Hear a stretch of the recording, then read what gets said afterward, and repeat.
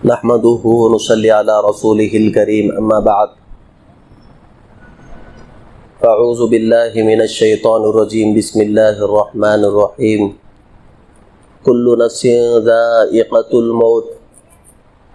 وقال عليه الصلاة والسلام إن هذا القلوب لتفدأ كما تفدأ الحديد الماء أو كما قال عليه الصلاة والسلام۔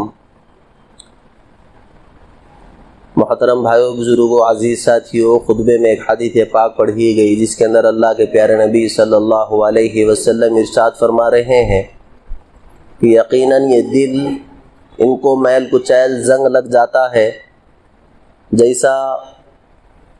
لوہے کو پانی لگنے سے زنگ لگ جاتا ہے اسی طرح دلوں کو بھی زنگ لگ جاتا ہے۔ حضرات صحابہ کرام رضوان اللہ علیہم اجمعین جب بھی اللہ کے پیارے نبی علیہ السلام کوئی مرض بتاتے فوراً اس کا علاج بھی پوچھ لیا کرتے تھے۔ تو حضرات صحابہ کرام نے پوچھا وما جلاؤہا یا رسول اللہ، اب اس زنگ کو اور اس میل کچیل کو دور کرنے کا کیا ذریعہ ہے؟ تو اللہ کے پیارے نبی علیہ السلام نے فرمایا کثرت ذکر الموت و کثرت تلاوت القرآن، کہ دو کام کرو، دو کاموں کے ذریعے سے اس دل کے میل کچیل اور زنگ دور ہوگا۔ نمبر 1 موت کو کثرت سے یاد کرنا، اور نمبر 2 کلام اللہ کی کثرت سے تلاوت کرنا۔ دو نسخے اللہ کے پیارے نبی علیہ السلام نے مجھے اور آپ کو بتلائے ہیں۔ تو آج کے اس پرمسرت جمعہ کے موقع پر اس تعلق سے چند باتیں آپ حضرات کے سامنے رکھنے کی کوشش کروں گا۔ دعا فرمائے کہ اللہ پاک ہم میں سے ہر ایک کو عمل کی توفیق نصیب فرمائے۔ اللہ کے پیارے نبی علیہ السلام کی ایک حدیث پاک ہے جس کے اندر اللہ کے پیارے نبی علیہ السلام ارشاد فرماتے ہیں کہ آدمی جب ایک مرتبہ گناہ کرتا ہے تو دل پہ ایک سیاہ نقطہ لگ جاتا ہے، پھر گناہ کرتا ہے اور ایک سیاہ نقطہ لگ جاتا ہے، یہاں تک کہ وہ ایک کالا لوتھڑا بن جاتا ہے۔ اسی لیے اللہ کے پیارے نبی نے فرمایا الا ان فی الجسد لمضغہ، کہ سنو دل میں ایک لوتھڑا ہے جسم میں، اگر وہ سارا کا سارا سدھر جائے، سارا کا سارا جسم کے اعضاء حرکتیں سدھر جائیں گی۔ وَإِذَا فَسَدَتْ فَسَدَ الْجَسَدُ كُلُّ، اگر اس ایک ٹکڑے کے اندر بگاڑ آ جائے سارے کے سارے جسم کے اعضاء میں بگاڑ آ جائے گا۔ اب اس بگاڑ کی اصلاح کا ذریعہ اللہ کے پیارے نبی نے یہ فرمایا کہ تو اپنی موت کو کثرت سے یاد کرنا۔ آج ہم اس موت کے نام سے ہمارے دل میں جی میں گھبراہٹ سی ہونے لگتی ہے، جبکہ حضرت عثمان غنی رضی اللہ تعالیٰ عنہ قبرستان کے سامنے سے جاتے، قبرستان کو جاتے تو آپ کی داڑھی مبارک روتے روتے تر ہو جاتی تھی، اور فرماتے کہ قبر آخرت کی منزلوں میں پہلی منزل ہے، اگر یہ منزل آسانی سے پار ہو جائے تو آگے کی منزلیں آسانی سے پار ہو جائیں گی۔ آج اس قبرستان میں میں اور آپ جائیں، اللہ معاف فرمائے، آج ہمارے زندگی سے احساس موت نکل چکا ہے، ہم یوں زندگیوں کو گزار رہے ہیں گویا ہم کو مرنا ہی نہیں ہے۔ آج بہت سارے عزیزوں کو دفن کرتے ہوئے قبرستانوں میں دیکھنے میں مل رہا ہے، قبرستان میں جا کر بھی آدمی کو اپنی موت یاد نہیں آ رہی۔ قبرستان جانے کے باوجود قبرستان میں کھڑے ہوئے بہت سارے لوگوں کو دیکھنے کا موقع مل رہا ہے کہ قبرستان میں کھڑے ہو کے دنیا کی باتیں چل رہی ہیں، قبرستان میں کھڑے ہو کے تجارتی باتیں ہو رہے ہیں، قبرستان میں ایک طرف عزیز کو قبر میں اتارا جا رہا ہے جو ہمارا چہیتا تھا، دل کا قریب تھا، اس کی جدائیگی کے اوپر دل غمگین تھا، اس کی جدائیگی کے صدمے کو اور اس کی آخرت کے حوالے، قبر کے حوالے ہم کرنے قبرستان پہنچے۔ اس کو قبر میں اتارتے ہونا تو یہ چاہیے کہ ہم بھی اپنی موت کو یاد کرتے، اپنے قبر میں اترنے کو یاد کرتے، اپنی آخرت کی منزلوں کو یاد کرتے کہ ایک وقت آنے والا ہے مجھے بھی ایسے ہی 2 گز زمین کے اندر اتارا جائے گا، مجھے اپنے اعمال کا حساب و کتاب اس قبر کے اندر دینا ہے۔ لیکن اتنا ہی ہم قبرستان میں کھڑے ہوئے، جس قبرستان کو اللہ کے پیارے نبی علیہ السلام نے فرمایا کہ قبرستان کی زیارت کیا کرو، قبروں کو جایا کرو تاکہ تم کو اپنی موت یاد آ جائے۔ ایک طرف ہمارا عزیز اس کو قبر میں اتارا جا رہا ہے، دل کے اندر ایک اپنی موت اور اپنی آخرت کے تعلق سے فکر مندی ہونی چاہیے تھی، لیکن لیکن اتنی ہی غفلت اور اتنی ہی لاپرواہی کا شکار ہم دھیرے دھیرے ہوتے جا رہے ہیں اور اپنے موت سے بے خبر ہو کے اپنی زندگی کو گزار رہے ہیں۔ موت ایک ایسی کڑوی حقیقت ہے، کوئی صاحب عقل آج تک موت کا انکار نہیں کیا۔ اسی لیے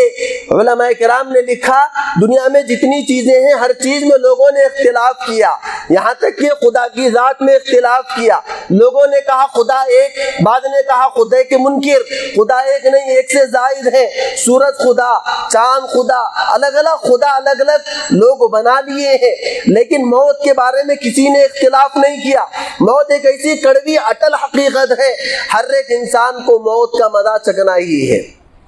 اللہ رب العزت نے قرآن میں کہا کل نفس ذائقۃ الموت، ہر جاندار کو موت کا مزہ چکھنا ہی ہے۔ پہلے زمانے میں لوگ 70 سال 60 سال 80 سال کی زندگی گزارا کرتے تھے، صحت مند زندگی گزارا کرتے تھے، اور ان کو موت آنے سے پہلے موت کے آثار زندگی میں نمایاں ظاہر ہو جاتے تھے۔ لیکن آج مجھے اور آپ کو جو غذائیں مل رہی ہیں، طاقتور غذائیں، اس کے اندر مصنوعی چیزوں کی اتنی آمیزش ہو گئی کہ آج 35 سال کی عمر ہو رہی ہے، لوگ شوگر میں، بی پی میں، تھائرائیڈ میں، اور جسم اتنی بیماریوں کا شکار ہو رہا ہے۔ 30-35 سال کا نوجوان ہے، امراض قلب کا شکار ہوا، ہارٹ اٹیک آیا، ایک جھٹکے میں اس کو موت آ گئی۔ موت آج سگنل دے کے نہیں آ رہی ہے کہ میں آنے والی ہوں، پہلے موت آرام سے بہت سارے بڑھاپے کے سگنل کو دیتی تھی، لیکن آج سگنل کے بغیر جوان کو بھی موت آ کے اچک لے رہی ہے۔ کب موت آ کے اپنے آغوش میں لے لے، کب ہمیں آخرت کی طرف بلا لے،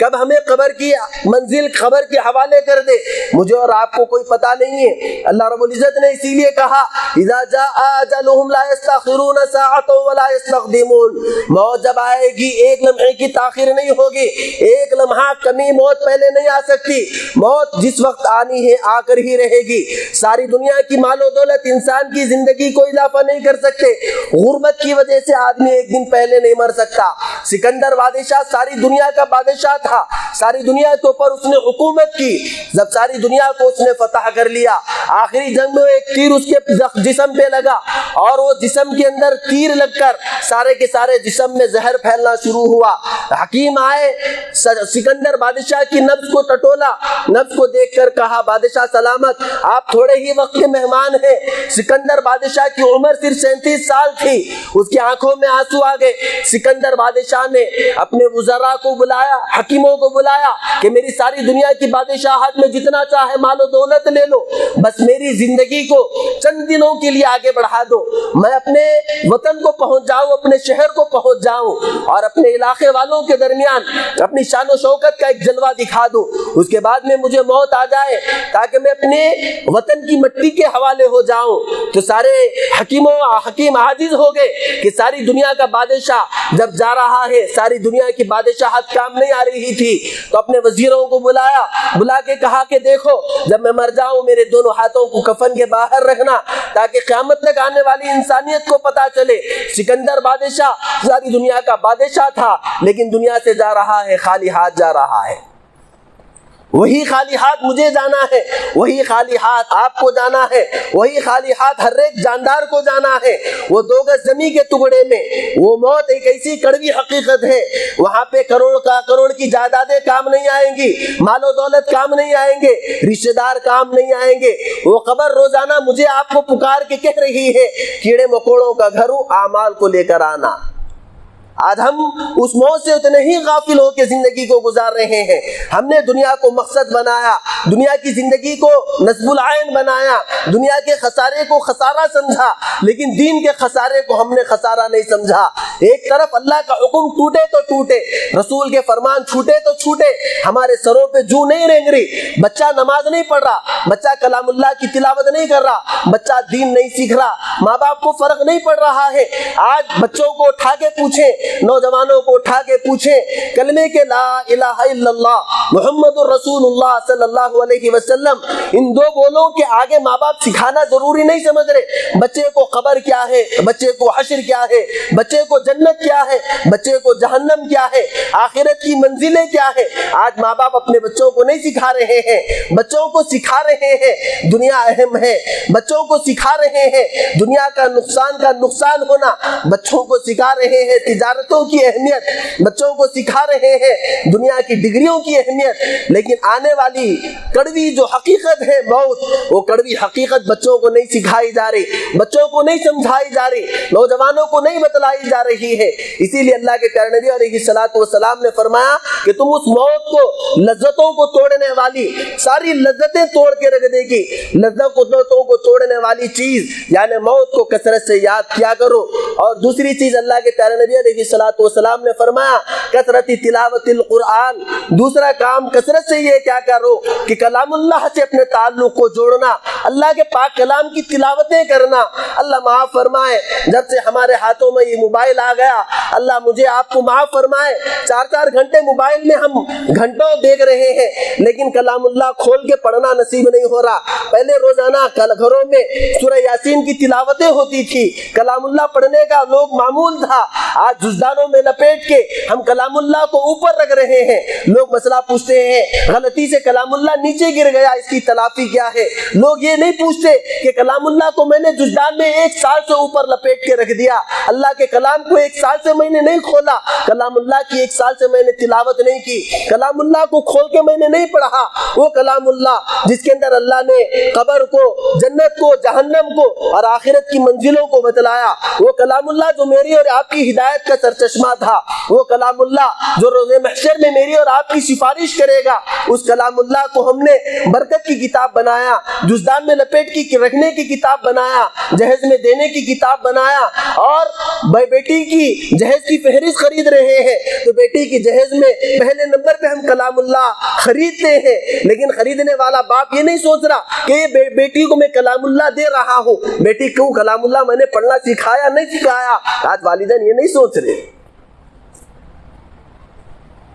کلام اللہ ضرور دیں, اس کلام اللہ کو پڑھنا بھی سکھائے. بیٹے کی شادی کرتے وقت میں ہم بیٹے کے تعلق سے ہر چیز سے باخبر ہوتے ہیں. اس بیٹے کو اور اس داماد کے انتخاب کے وقت میں ہم یہ معیار کیوں نہیں بناتے کہ میرا ہونے والا داماد وہ کلام اللہ پڑھ سکتا ہے کہ نہیں پڑھ سکتا, نماز کے احکام جانتا ہے کہ نہیں جانتا. ہم دینی اعتبار سے معیار ہم نے کم سے کم رکھ لیا کہ بھئی آج نہیں پڑھ رہا آئندہ پڑھ لے گا, آج نہیں سیکھ رہا آئندہ سیکھ لے گا. لیکن دنیا کے معاملے میں کمپرومائز نہیں کرتے کہ شادی بیٹی کی ہے, داماد کیا کر رہا ہے, کتنا کما رہا ہے, دنیاوی اعتبار سے اس کا کتنا بینک بیلنس ہے, مہینے کو کتنے کما رہا ہے, دینی اعتبار سے کتنا ہی دین سے دور ہو, اللہ کے حکموں سے دور, نماز سے دور, کلام اللہ سے دور, رسول کے فرمان سے دور, ہمیں کوئی فرق نہیں پڑ رہا.